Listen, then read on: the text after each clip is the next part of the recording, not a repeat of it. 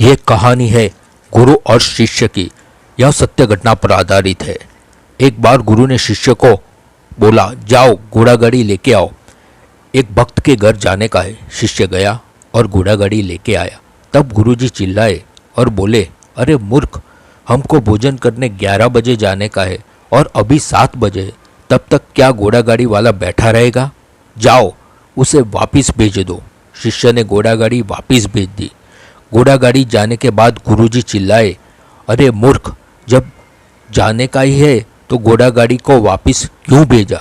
जाओ घोड़ा गाड़ी वाले को बुला के लेके आओ। शिष्य गया और घोड़ा गाड़ी वाले को बुला के लेके आया तो गुरुजी वापिस चिल्लाए, अरे हमको तो 11 बजे जाने का है। इतना समझाया फिर भी समझ में नहीं आया, भगवान को क्या समझेगा? जाओ वापिस भेज दो। शिष्य ने घोड़ा गाड़ी वाले को वापिस भेजा। ऐसा 8-9 बार हुआ, लेकिन वह शिष्य गुरु को फरियाद नहीं करता है कि आपने ही तो बोला था, इसीलिए तो मैंने घोड़ा गाड़ी लाया और वापिस भेज दिया। शिष्य के चेहरे पर कोई शिकायत या फरियाद नहीं दिखती है। 10वीं बार घोड़ा गाड़ी वहाँ पर ही रुक जाती है। तब तक 11 बज गए थे। गुरु शिष्य को उनके भक्त के यहाँ ले जाते। वह भक्त गुरु को वस्त्र और 100 रुपये की 10 नोट दान में देते हैं। गुरु मना करते हैं, लेकिन भक्त मानता नहीं और दक्षिणा दे देता है। वे भक्त के वहाँ से निकलते हैं। रास्ते में गुरु घोड़ा गाड़ी वाले से बातचीत करते। घोड़ा गाड़ी वाले की आर्थिक स्थिति बहुत खराब है।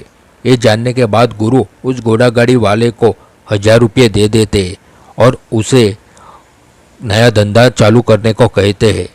घोड़ा गाड़ी वाला खुश हो जाता है और घोड़ा गाड़ी गुरु को दे देता है। घोड़ा गाड़ी वाले का धंधा बहुत मंदा चल रहा था, क्योंकि कंपटीशन बहुत थी और घोड़ा गाड़ी वाले बहुत थे।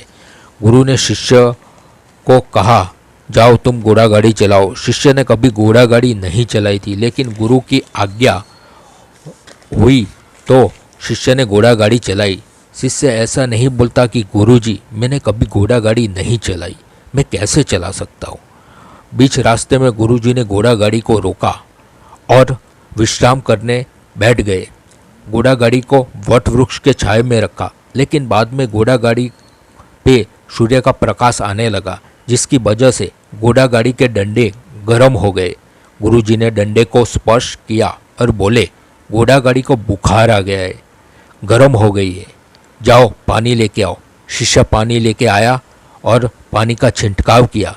गुरुजी ने फिर से घोड़ा गाड़ी को चेक किया और बोले, मनुष्य मर जाता है तो उसका शरीर ठंडा हो जाता है, एक घोड़ा गाड़ी मर गई है, ठंडी पड़ गई है। शिष्य को बोला, जब मनुष्य मर जाता है तो क्या करते हैं?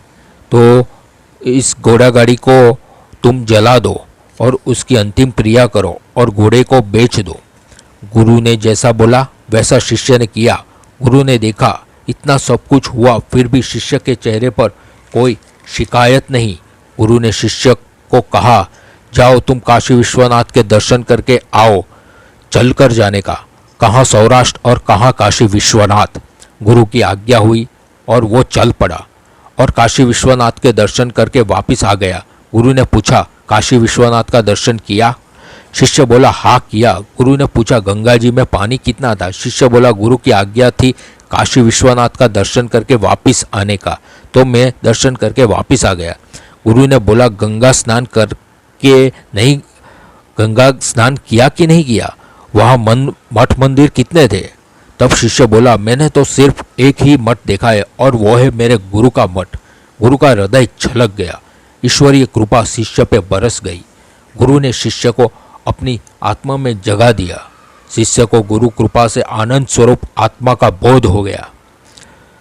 शिष्य को आत्मा साक्षात्कार हो गया। शिष्य का काम बन गया। शिष्य मानव में से महामानव बन गया और उसने सृष्टि के सारे रहस्यों को जान लिया।